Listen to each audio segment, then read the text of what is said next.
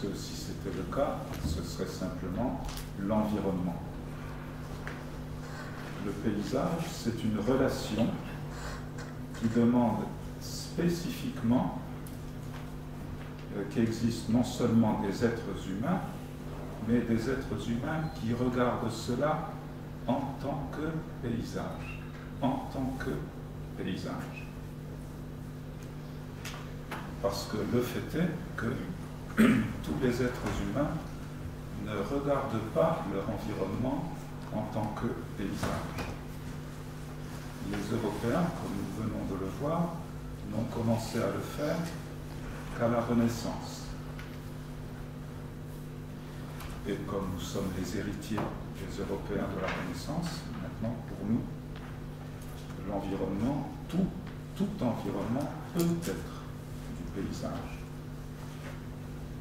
Mais c'est simplement notre ignorance et notre eurocentrisme qui nous fait croire qu'il en est de même pour tout le monde.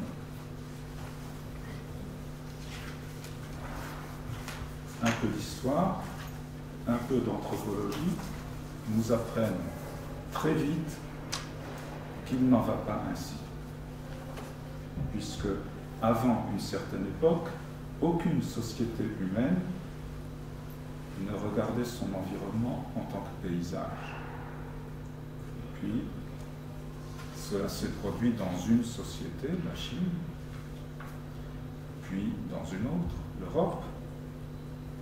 Et à partir de ces deux foyers, cette notion s'est répandue, avec la modernité en particulier.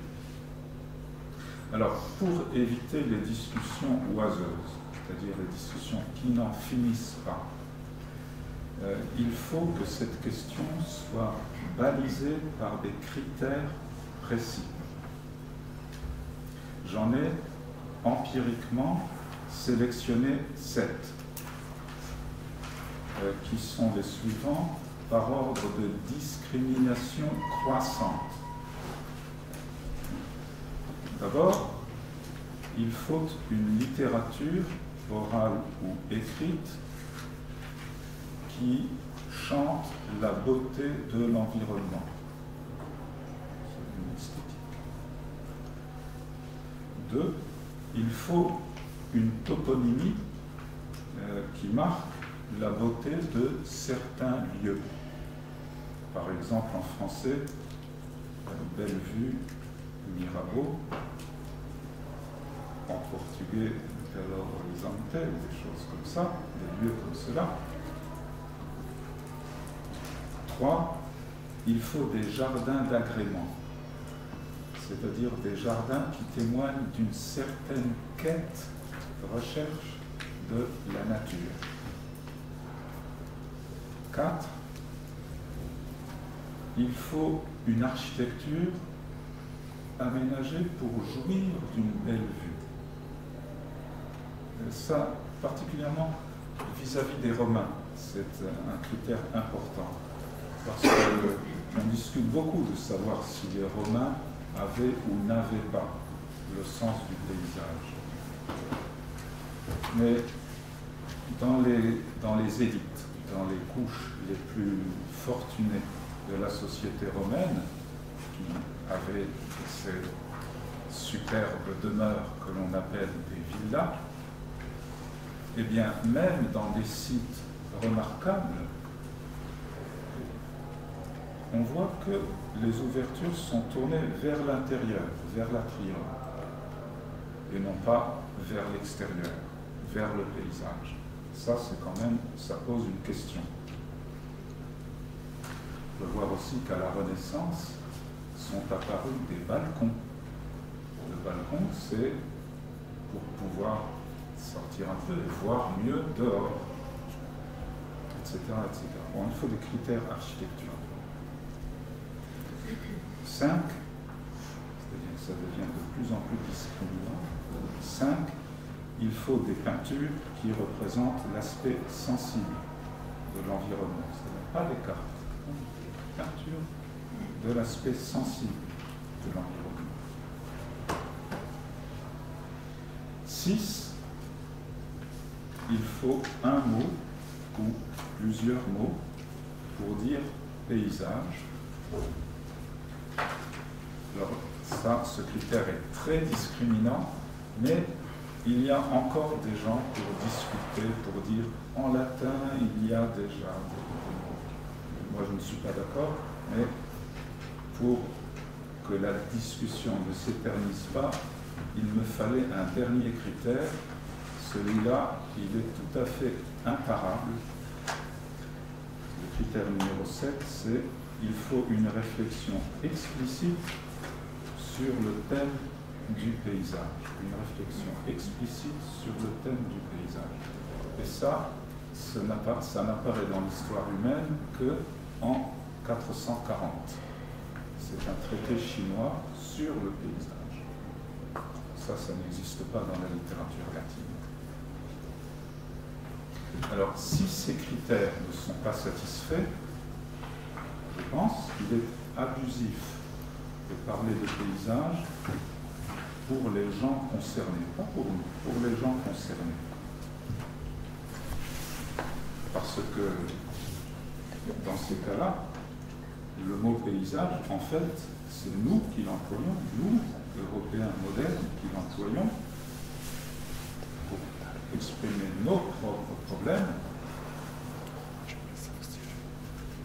avec la conscience d'Européens modernes, conscience qui est particulière. Parce que nous avons, avec notre environnement, une relation qui est de type paysager. Mais quant à ces autres sociétés dont nous parlons, eh bien, elles ont, avec leur environnement, une relation qui leur est propre. Ils la vivent, cette relation-là, ils la vivent de l'intérieur et ils l'expriment à leur manière, avec leurs mots, et cette manière n'est pas paysagère. De pratiquer l'herméneutique, de pratiquer un peu d'herméneutique pour entrer dans la sensibilité de ces gens-là. Alors, si cette relation n'est pas paysagère, qu'est-ce qu'elle est? Eh bien, c'est la manière dont leur propre monde, leur monde à eux, leur apparaît. C'est-à-dire ce que j'appelle une certaine cosmophanie. Cosmophanie. Du grec cosmos, qui veut dire monde, et phainé, qui veut dire apparaître. Cosmophanie. Et le paysage, notre paysage, ce n'est qu'un certain type de cosmophanie parmi beaucoup d'autres. La cosmophanie, qui est le mode d'apparition d'un certain monde,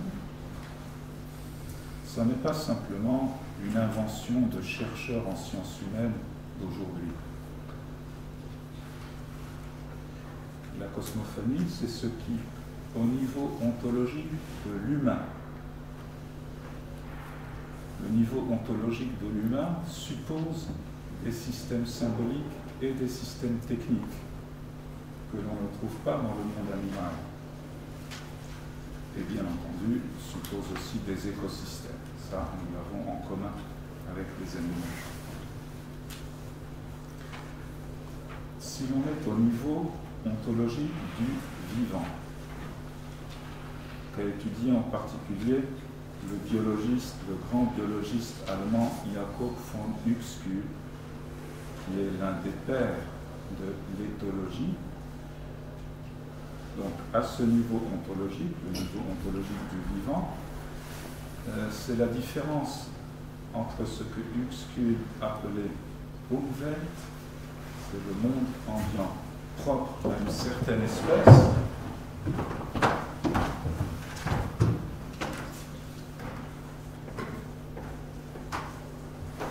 le monde ambiant propre à une certaine espèce, et qu'il distinguait catégoriquement de Umgebung, qui est le donné objectif de l'environnement, tel que la science moderne peut le saisir. Mais Umwelt, c'est le monde propre à une certaine espèce, et chaque espèce vivante a sa propre Umwelt, monde ambiant.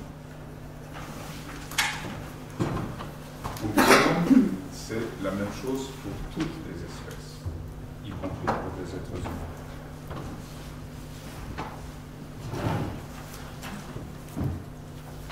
Donc, ça c'est Uxküll qui a introduit cette distinction. Elle est fondamentale. La from Uxküll.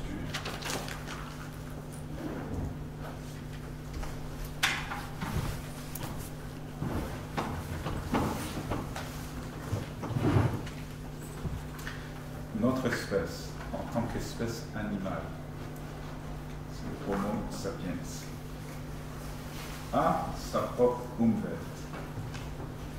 Nous avons notre propre Umwelt. Par exemple, dans notre Umwelt, il existe la couleur rouge. Mais dans l'Umwelt de la vache, cette couleur n'existe pas. Vous voyez, ça c'est au niveau biologique, physiologique. Et à partir de cette base commune qui est notre Umwelt de Homo sapiens, les cultures humaines ont développé encore d'autres mondes. Chaque culture a développé son propre monde, et donc chaque culture humaine a sa propre cosmophanie. Tout cela est historique et cela évolue donc, cela change avec le temps, et il y a des choses qui apparaissent, des manières de voir qui apparaissent, comme à la Renaissance, pour nous, est apparue une manière de voir qui s'appelle le paysage. Et bien entendu, ce n'est pas seulement une manière de voir, parce qu'il y a aussi cette réalité Umgebung qui nous entoure tous, y compris les non-humains.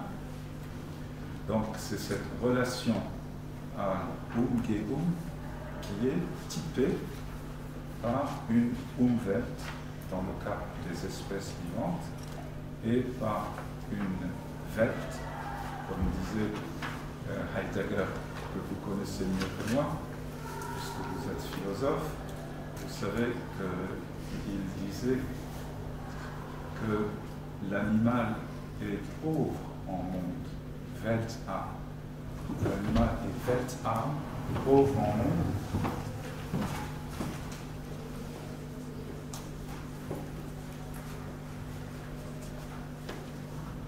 Arm, ça veut dire pauvre, pauvre en monde. La pierre, c'est-à-dire le non-vivant, la pierre n'a pas de monde. La pierre est weltlos.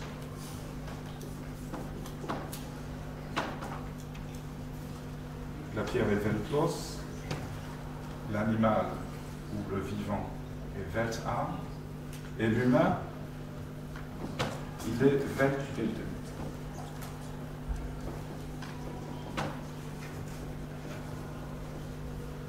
C'est-à-dire bâtisseur de monde. L'humain est bâtisseur de monde, créateur de monde. Je ne suis pas d'accord avec tous cette façon de voir, parce que, à mon avis, l'animal n'est pas pauvre en monde. L'animal a son propre monde, et chaque monde est complet. Pour l'être concerné, chaque monde est complet. Il y a un passage célèbre de Platon à la fin du Timée qui dit que le monde est né, le monde c'est Cosmos, le monde est né, il est très grand, très beau, très bon et très parfait, très complet. Teleopathos. Et je pense que c'est pareil